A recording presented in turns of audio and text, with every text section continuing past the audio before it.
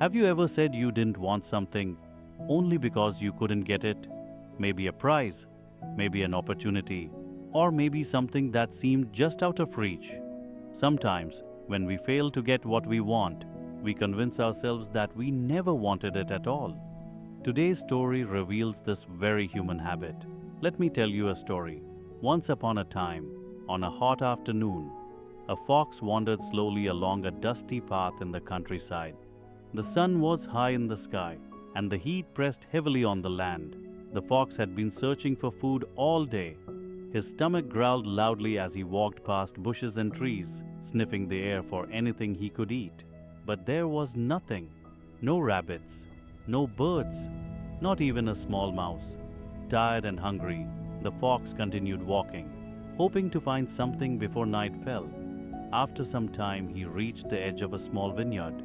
Long green vines stretched across wooden frames, and hanging from those vines were beautiful bunches of grapes.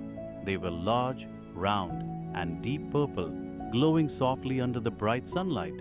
The fox stopped immediately. His eyes widened. "Those grapes look delicious," he said to himself. "They must be sweet and juicy." Just imagining their taste made his mouth water.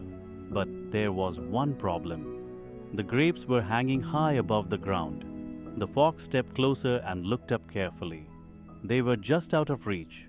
Still, he was determined. He stepped back, bent his legs, and jumped as high as he could. But he missed. The grapes swung gently above him. The fox frowned. "I almost had them," he muttered. He stepped back again and ran a little before jumping. Leap. But once again, the grapes stayed safely out of reach. The fox refused to give up. He jumped again, and again, and again. Each jump was full of effort, but the grapes remained too high. Soon the fox's legs began to ache. His breathing grew heavy, and his energy slowly faded. Finally, exhausted, he sat down beneath the vines and looked up at the grapes one last time. For a moment he considered trying again, but then he shook his head and stood up. "Those grapes probably aren't even good," he said loudly. "They're probably sour anyway."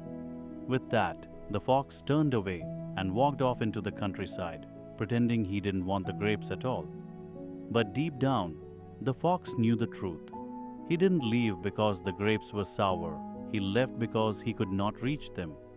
Moral of the story: it's easy to pretend something isn't valuable when we fail to obtain it. But honesty with ourselves is the first step toward growth. And remember, sometimes the things we call sour grapes are simply the dreams we gave up on too soon. If you enjoyed this story, don't forget to like, share, and subscribe to the Story Lamp, where every story lights the way.